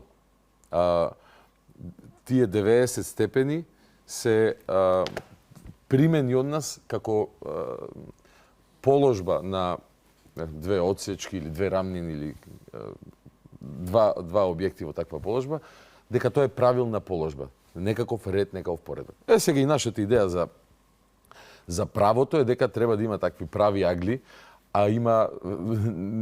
нема прави агли, има многу аморфни форми, ако сакате и во микробиологија да одиме, амеби, точно така, и кои што паразитираат по начин по кој што знаеме сите како тоа се случува. Може би од фамозната 96-та година, кога 617 суди во таа власт без опозиција се бираат по судовите, може би од предходно, може би тоа е дел од тие фабрички грешки кои што ги носиме и ден денес, да огромен дел од присутните во правосудниот систем чувствуваат нужност за да преживеат, да се додворат кон владеачката партија, се до наредната, па пак да го прават истото, правејќи негативна селекција, истиснувајќи ги од видните позиции, оние луѓе кои што всушност би биле загрижени за спроведување на право и би се посветиле тука. Но како што дома ја гаиме надежта дека тоа еден ден може да се смени, сега на светско ниво, на 3 јануар, например, се разбуди светот и рече, леле, што се случува, ние таа реалност ја живееме од првиот ден на нашата независност. Се вика сила Бога не моли, само сега малце на брутален начин председателот Трамп им направи една показна вежба на сиот свет. И како македонската дипломатија се снаоѓа во ова ново време, по ваше согледување? Го знам министерот, уште као дете, татко му беше генерален конзул во Њујорк. Он е блискав човек, ама е професор по римско право. Ја во една емисија, кој се формираше владава, му советував на кандидатот за премиер да го викне бившиот министер Никола Поповски Охриджанец, кој е брилјантен човек, кој беше со сите светски лидери на ти. Или амбасадорот во Вашингтон, Васко Наумовски, што беше смел да се откаже од преговорите со Грција, бидејќи оваа групација правеше глупости. Меѓутоа, изборот е избор и се не е виновен министерот за надворешни работи сам. Виновен е и премиерот, и председателката, што во пола дипломатски представништа или нема луѓе, или има еден двајца. Не можеме ние да си дозволиме да немаме луѓе. Тоа е нашето лоби, нашата дипломатија. Значи има пари за се, нема пари за школство, за култура и за дипломатија. Увезуваме храна за $1.000.000, увезуваме енергија за 500 милиона евра. Место да извезуваме храна, а ние сме ранеле цела балканска ревија. Вие имате искуство и во делот на лобирањето, односно лични пријателства кои што, не знам како станавте пријател со поранешниот државен секретар на Америка Лоренс Иглбергер. 1963 година, кога татко ми ме избркал дома и показна станав новинар, во вечер работев као репортер. Ви избркал да работите, не ви избркал буквално од дома. Да си најам работа, што ќе работам ја гимназист. Дигаш тегој, ќе растовраш вагоне, вика. И Драги Костовски, овој глумецов, кај своите другари ме напика во вечер, имаше школа. Кога се формираше вестникот Станав вечер. показна од првиот број, 12 ноември 63. А Иклбер беше економски аташе во Белград и оние 50 милион долара што ги даде Кенеди за обнова на Скопје, као реванш што Хрушов даде 50 милиона долари. И јас со Иглберг станав пријател, знам беше многу мераклија за сукано за пита и го носе кај моите тетки да јаде пита. И реков на конференцијата пред некој ден во Лондон на 28 август 1992 година на втората конференција за Југославија, кога му станав и морев на македонски, кога ќе дојдеш бе во Македонија, овде се славиме ко херои. Тој стаписа на 1000 новинари. Наскоро, ако ме викнете. На македонски јазик. На македонски. И тоа го објави само мојот колега од вечер, Горан Михајловски. Другите го премолча. Зошто? Не сака Љубомир Гајдов да биде... Само баба Ванџа знае. Која е вашата предпоставка? Не сака ли вас да ви дадат пиете да ве препознаат како човек кој што има пријателски контакт? Глупост, завидливост и злоба има само една мерка – небото. Се повикав на ова пријателство кое што знам дека сте го имале, бидејќи предпоставувам сте можеле вие да лобирате, нели, ако изградиш близок контакт, макар по сила на случајноста, на приликите, но никогаш тоа не е до крај случајно, нели, мора да има идеја, визија, намера, или на крај на денот човечност, па кога ќе се препознае со друга, да се роди пријателство. Сте имале прилика да разговарате со него за нивните планови во однос на Македонија? Кога ме избра за наследник на академијот Денов, што го измисли музеот, председател на Македонско израелско друштво, со мојот соработник, професорот Садикарио бевме кај Иглберг да лобираме да ни помогне на оваа работа. Тоа е која година? 2000... Тоа беше 24 април 2002 година во Њујорк. Во Вашингтон. Он беше председател на Меѓународен комитет за обештетување на евреите жртви на Холокауст. Ова е една година после крајот на војната овдека меѓу УЧК и македонската армија и вие во 2002 година лобирате за позициите на... За музеот. Добро, но... А 99-та година, кога имаше интервенција на Америка против НАТО, против Србија, кога бомбардира Србија, имаше 365.000 албанци од Косово тука на граница. Ја бев советник за менеджмент кај министерот Даниловски и со Садикарио, што беше исто советник, се тувкаме, аман не потопија албанциве.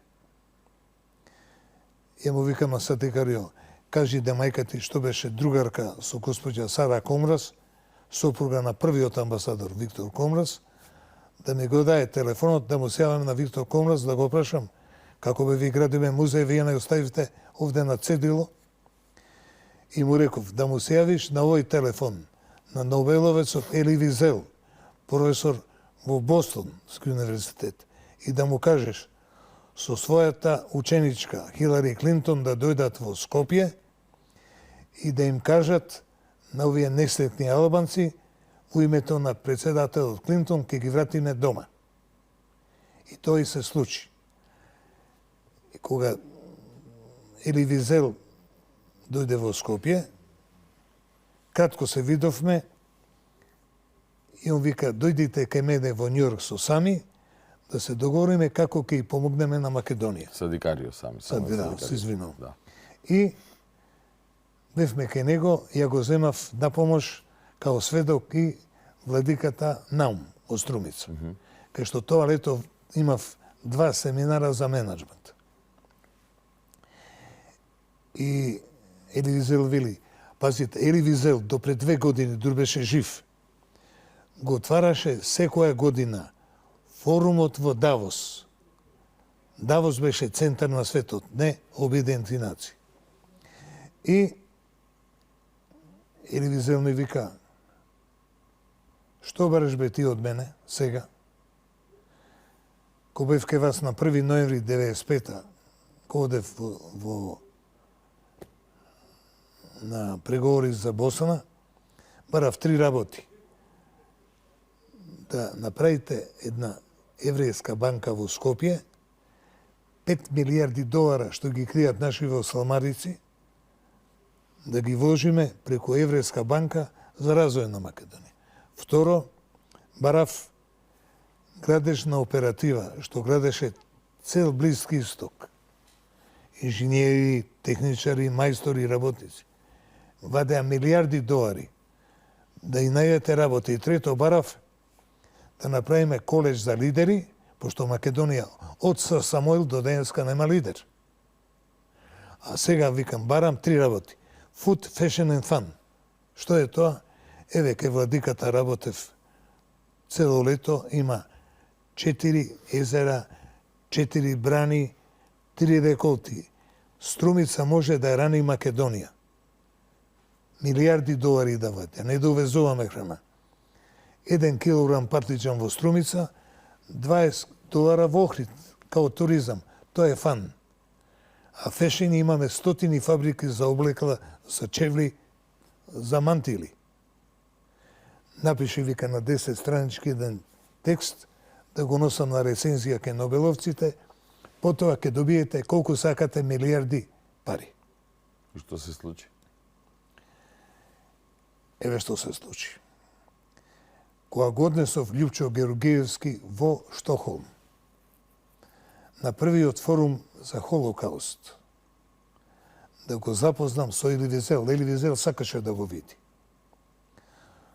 Он му вика, дали ви се допаѓа мојата програма со Американско-Македонскиот комитет за развој и промоција, да и помогнам како да не вика, а дали прифаќате учество?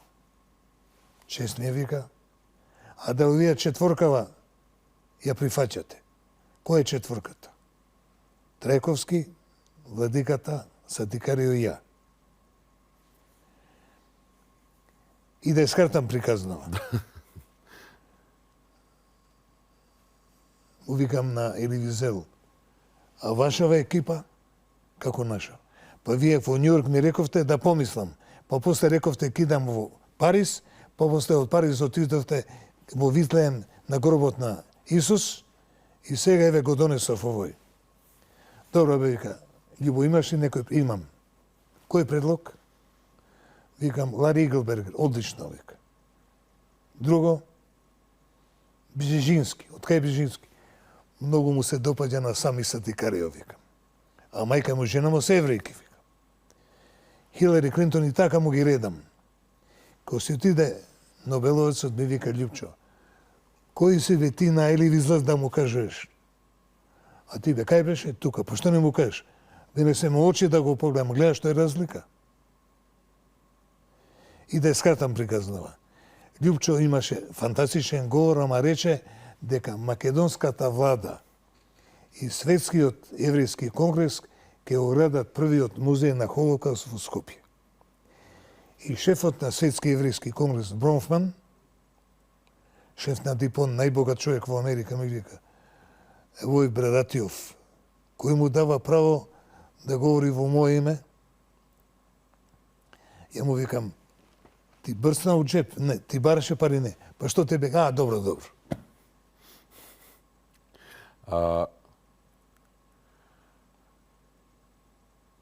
Дали, од кај уствари потекнуваат вашите блиски контакти со моќното еврејско лоби во Америка? И има ли тука крајна некоја цел позадинска да она барање да влезат со капитал во Македонија за пример да биде постабилна државата? Дали така гледавте на тоа? Мајка ми имаше вујна од вујкото жена, Берта, што со 3 керки заврши во Аушвиц. И ми оставила аманет да помогнам на еврејското прашање.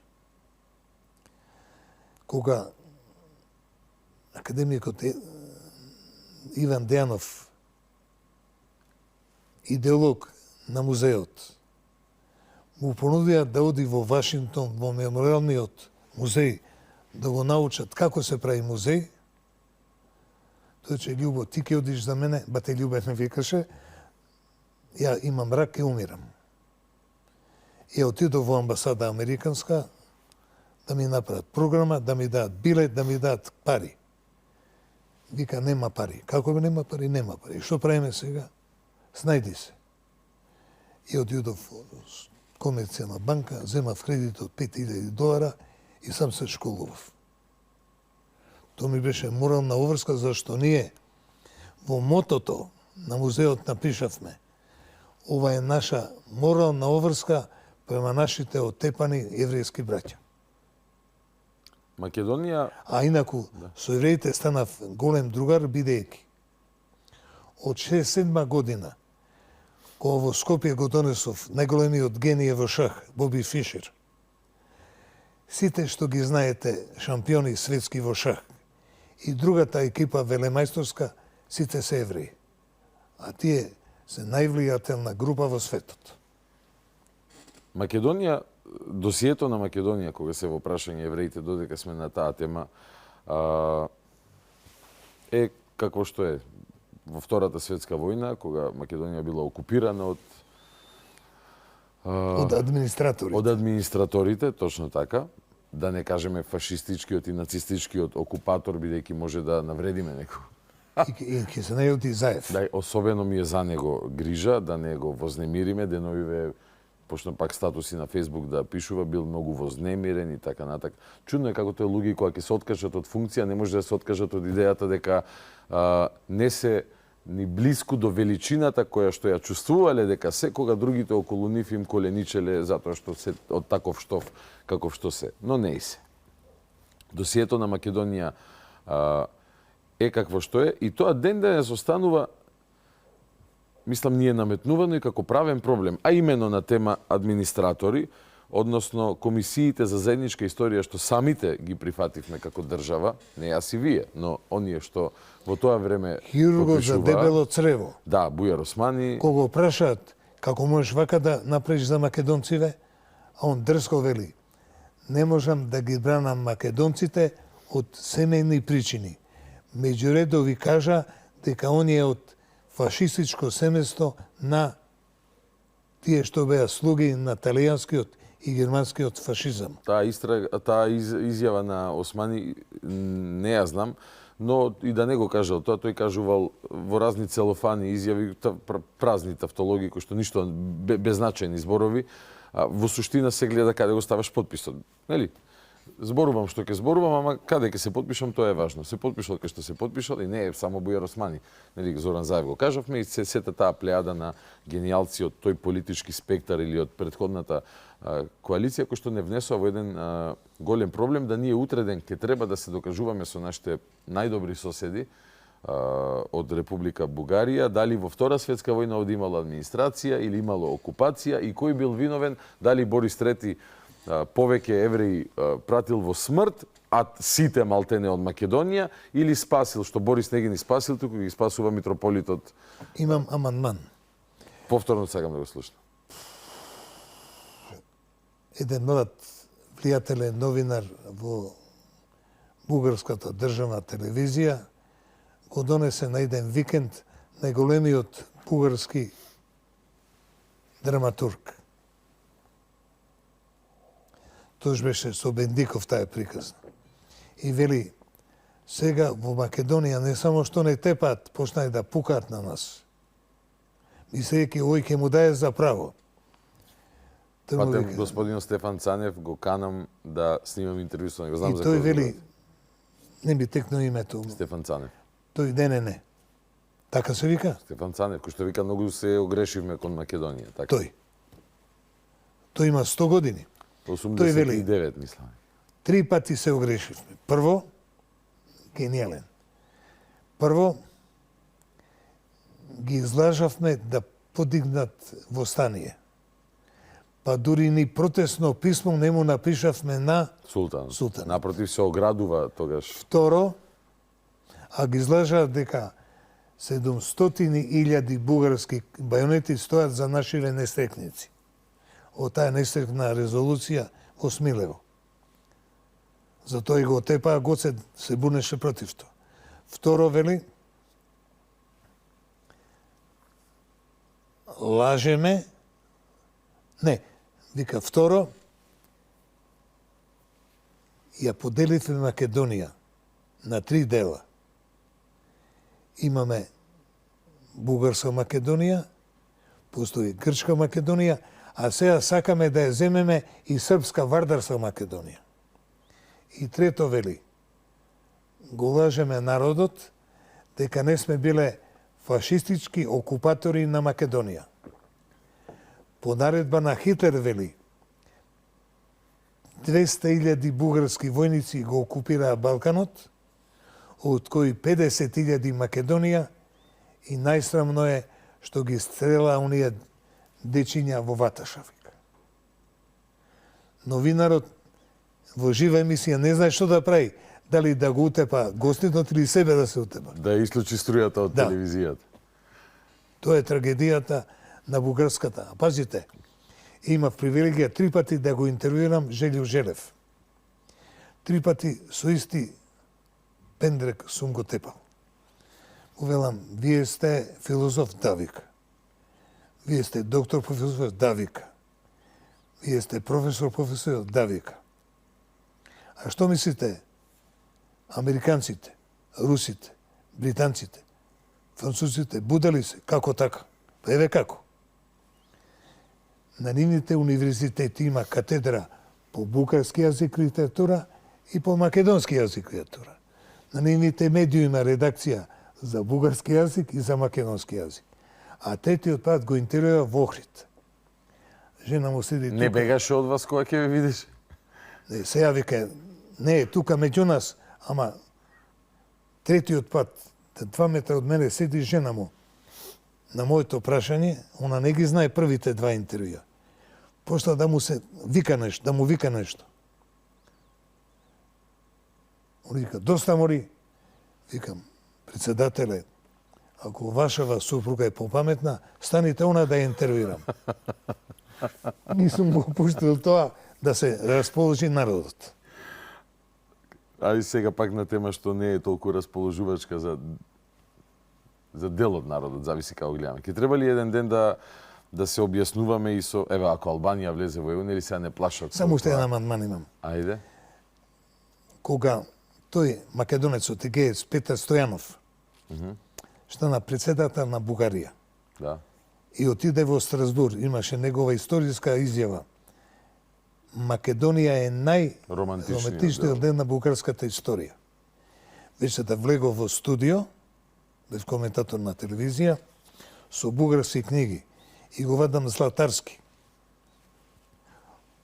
Овде пишува дека бугарите се хуни, жолта раса, а ние македонците сме ги европеизирале, сме ги словенизирале, сме ги христијанизирале и сме ги кирилизирале.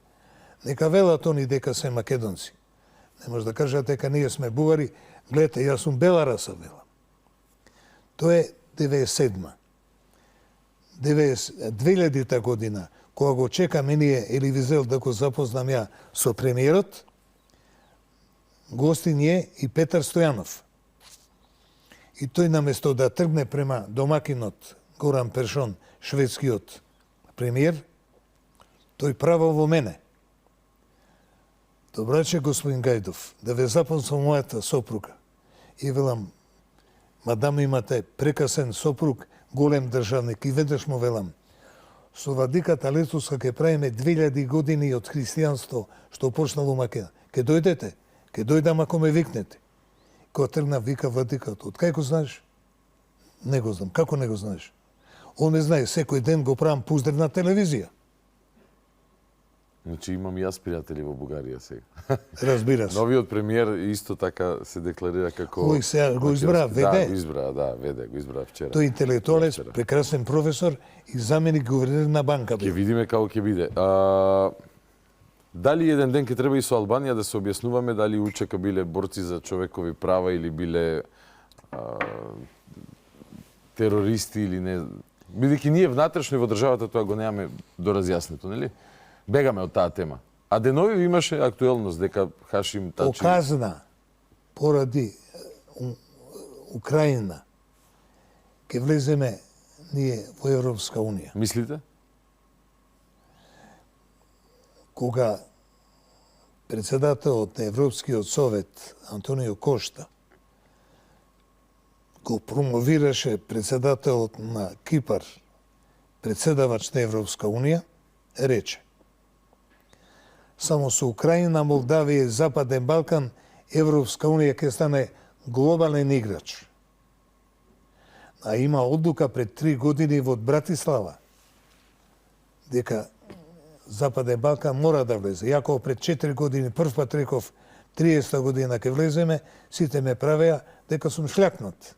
А ја го реков тоа, не го измислив, тоа го рече мојот колега Јанез Јанша, новинар на Младина, што као премиер и председавач на Европска Унија се врати од Вашингтон.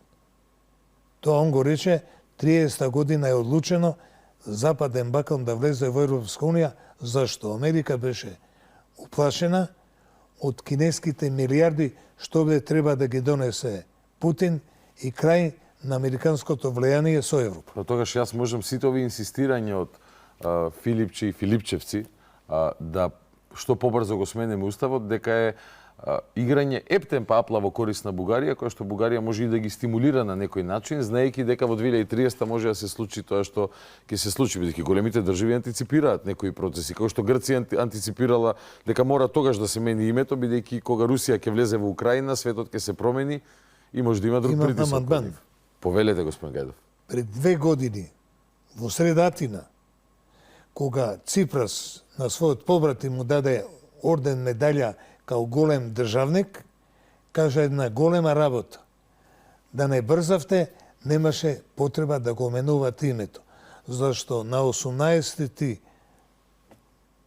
ноември 2018 во Ману имаше конференција за договорот со Грција. Ден пред гласањето.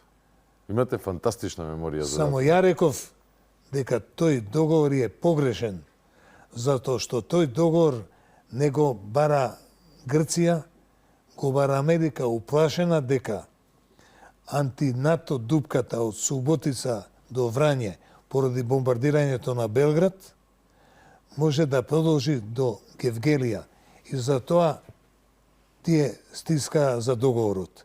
А оваа последна амбасадорка, кога дојде во Скопје, у вашиот Охрид рече: се чудам како го сменивте името. Секој нормален човек би се чудел и ние би се, и нашите наследници за 50 години ќе се чудат.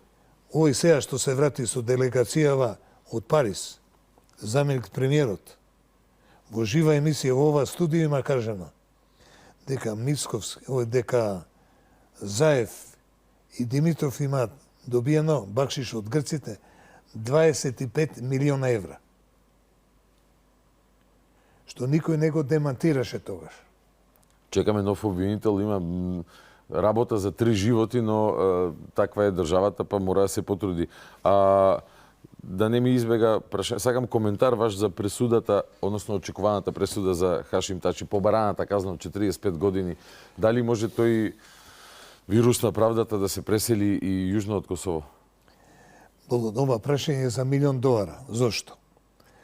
Зашто ја гледав на CNN директен пренос кога на председателот на Република Косово, Хашим Тачи, во кабинет му влегуваат 2 полицајци, му ставаат листици и го носат во Хаг.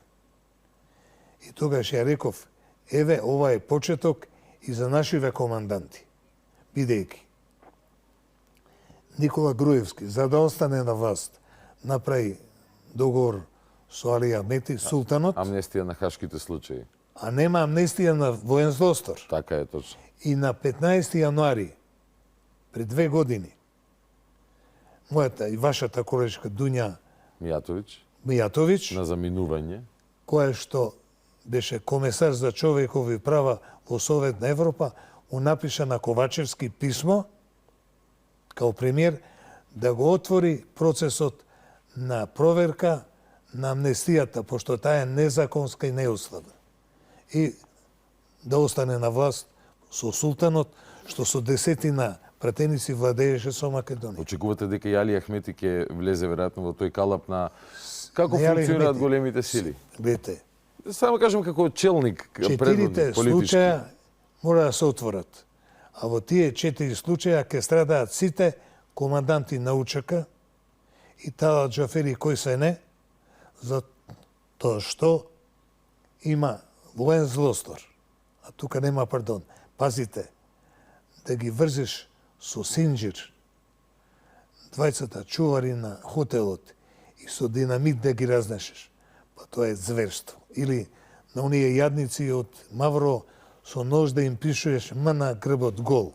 Господинот Горан Митевски, која седеше на истото место кај што седите вие, заедно со Ставре Джиков на времето, нели ги истражувале, односно работеле на тие хашки случаи, има зборувано и за еден довчерашен градоначалник на една општина во Македонија, да не речам Кичево, Фатмир Дехари, да не се најде прозван, кој што со нога удирал по лобање на мртви војници. Така да се грозам длабоко во душата, но нема зашто да не зборуваме за овие работи, бидејќи такви теми може некогаш да некој цени дека не се опортуни, но во суштина ако сакаме да функционира оваа држава базирана, темелена на право, мора да ги отвориме и одговориме еден ден. За сите, нели? Не е само за хашките, за сите, нели? А македонци, а албанци, а власи, роми, срби, бошњаци и сите останати, бугари особено, да не ни се налутат 5 минути до завршување на разговорот, покрај она што го кажавте како предвидување за 2030 година, сакам да, како за заклучок, да ми го дадете вашиот прво коментар за перспективата на Македонија во годините пред нас и второ ветување дека овој разговор ќе продолжи бидејќи има зашто. Македонија е срекна земја. Секојаш кој ме прашаат и сега вашиве коментари, како сте господин Гедов, како Македонија? Затоа што не случајно беше аферата Мистон, Америка. На почетокот на 20 век имаше лидери кои проценија дека единствено место кај што може да се базираат е Македонија, бидејќи сите комшиски држави се направени или промовирани или заштитени од европските волци. И затоа на конференцијата за бегалци 2015 во Ману реков, од Берлински конгрес 1878 година на Балканот е све исто. Освен обновена македонска држава, прва албанска држава овде, бидејќи албанците имале држава уште пред Христос во Азија, трето и четврто Америка и Кина на Балканот, другото се е исто. И затоа мислам дека ја долги години, крадејќи ја идејата на големиот математичар и филозоф Декарт, кажував, тоа што не негираат, значи постоиме. Ако не постоиме, што има да не негираат? И упорни се. Затоа сте бугарите упав 150 години на таа игра играат. А не свакаат по ова што го велат нашиве француски предлог, бугарски предлог. Имаше директен пренос од Загреб, кога на самитот на Европска Унија Бојко Борисов, телохранителот на Тодорче Живков, гласаше да почнат преговорите со Македонија. Ама рускиот пилот Румен Радев, што сега има амбиција да прави партија, зашто викам руски пилот? Бидејќи е тој има завршено пилот. Раковски, прво генерација војна академија во Софија и 2 пилотски академии кај нашиот побратим град Темпи, Аризона. А не кажува каде учел да вози МиГ-29. Не учел во Америка или во Германија. А се знае кој што учел во Москва, КГБ агент. И не само тоа. И тој ги собра, целата влада ја собра и донесува резолуција од 20 точки против Македонија. Па отидува во собранието на Бугарија, таму го повторија. Ко виде Бајден дека овие се будали, го рушат стратегијата за Балканот. Удри кај што е најтенко. Тој го викна французот, кому удри клоца, се извинувам изразот, 40 милиарди долара за подморници му го зема проектот. Во Австралија. И му рече 3 точки. Бугарите во устав, со тоа фактички признаваат дека има македонци. Второ, да нема говор на омраза и да не ги нарекуваат фашисти. Нема проблем. И еден сок. Така оди вицот, нели? Трагедијата е во тоа што мајка ми стално вереше.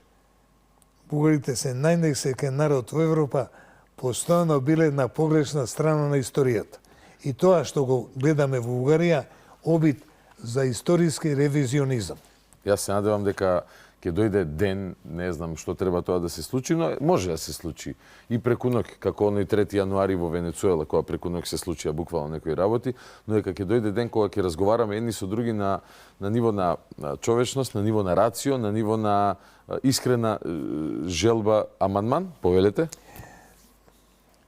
Ние ќе влеземе во Европска унија. Ја неколку пати сум рекол тогаш, ќе имаме референдум и ќе го поништиме Охридскиот договор, Бугарскиот договор, Грчкиот договор. Зошто? Зашто според повелбата на Обединети нации секој народ си бира име. А според меѓународно јавно право, што фактички не постои, ама на тоа ќе се повикаме, секој договор подпишан под закана и уцена не важи. Што ќе ни направат кој ќе влеземе? И во НАТО сме, и во Европска унија, што ни можат? Војна ќе ни објават? Ништо не ни можат. Ние сме били и ќе си останеме македонци. Љубомир Гајдов, чест и задоволство беше и од сега најавувам за неколку месеци повторно ќе ве побарам и убеден сум дека ќе одвоите време од една дистанца да поразговараме за се што ќе е актуелно. Ви благодарам. Благодарам. Може да почекам тука за тие 3 месеци. Нема никаков Чест ми проблем. беше на оваа култна емисија да бидам гост. Вашите комплименти имаат посебно значење. Се гледаме во следна прилика. Ви благодарам и вас што останавте со нас до самиот крај. Знам дека уживавте во разговорот со мојот вечерашен гостин, господинот Љубомир Гајдов, со кој што ќе се видиме повторно за некој месец, а со вас повторно се гледаме утре по 22:30 со уште еден човек кој што за прв пат ќе е тука и ќе каже работи што до сега не сте ги чуле никаде, но ќе причекате до утре да видите кој е тој. До тогаш гледајте, слушајте, размислувајте, анализирајте, извлекувајте сопствени заклучоци. Добра ноќ, срекна Македонија, главата горе.